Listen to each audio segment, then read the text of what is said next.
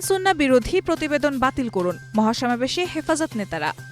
অন্তর্বর্তীকালীন সরকার প্রধান ড মোহাম্মদ ইউনূসকে উদ্দেশ্য করে হেফাজত ইসলামের নেতারা বলেছেন, শেখ হাসিনার মতো ভুল করবেন না। ৯০% মুসলমানের দেশে কুরআন-সুন্নাহ বিরোধী কোনো নীতি বাস্তবায়ন করার সাহস করবেন না। অবিলম্বে প্রতিবেদনসহ নারী বিষয়ক সংস্কার কমিশন বাতিল ঘোষণা করুন। শাপলা চত্বরে সংঘটিত গণহত্যার বিচার নিশ্চিত করুন। সকালে নারী বিষয়ক সংস্কার কমিশন বাতিল সহ ৪ দফা দাবিতে আল্লামা শাহ মুহিবুল্লাহ বাবুনগরের সভাপতিত্বে রাজধানীর সোহরাওয়ার্দী উদ্যানে মহাসমাবেশে দলটির নেতারা এসব কথা বলেন।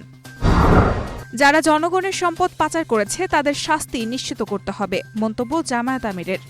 জামায়াত ইসলামীর আমির ড শফিকুর রহমান বলেছেন, ১৫.৫ বছর ধরে যারা হত্যা, গণহত্যা, ধর্ষণ, গুম, অপহরণ করেছে, জনগণের সম্পদ বিদেশে পাচার করেছে, আমরা তাদের ন্যায্য বিচার দাবি করি। তারা যেন কোনো ফাঁক ফোকরে পার পেতে না পারে। আইনের আওতায় এনে তাদের উপযুক্ত শাস্তি নিশ্চিত করতে হবে। সকালে দলটির জেলা ও মহানগর আমিরদের নিয়ে আয়োজিত ২ দিনব্যাপী সম্মেলনে এসব কথা বলেন তিনি।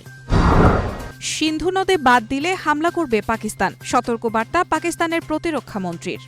পাকিস্তানের সিন্ধু নদের পানি প্রবাহ বন্ধ করতে ভারত যদি তার সীমানায় এই নদের ওপর বাঁধ বা এ জাতীয় কোনো স্থাপনা নির্মাণের উদ্যোগ নেয়, সেক্ষেত্রে পাকিস্তান সামরিক হামলা চালাবে বলে সতর্কবার্তা দিয়েছেন দেশটির প্রতিরক্ষা মন্ত্রী খাজা মোহাম্মদ আসিফ।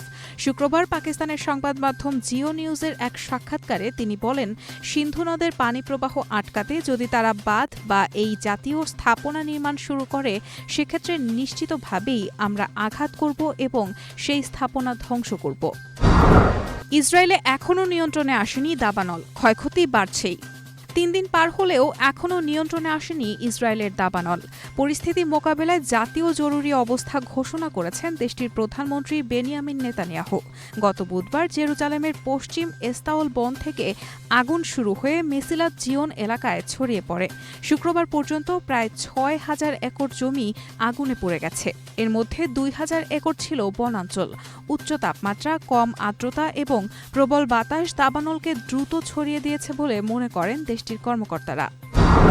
নাটোরে পদ্মা নদীতে সেনাবাহিনীর অভিযানে ড্রেজার ও বালু ভর্তি ট্রলার জব্দ, আটক ৫।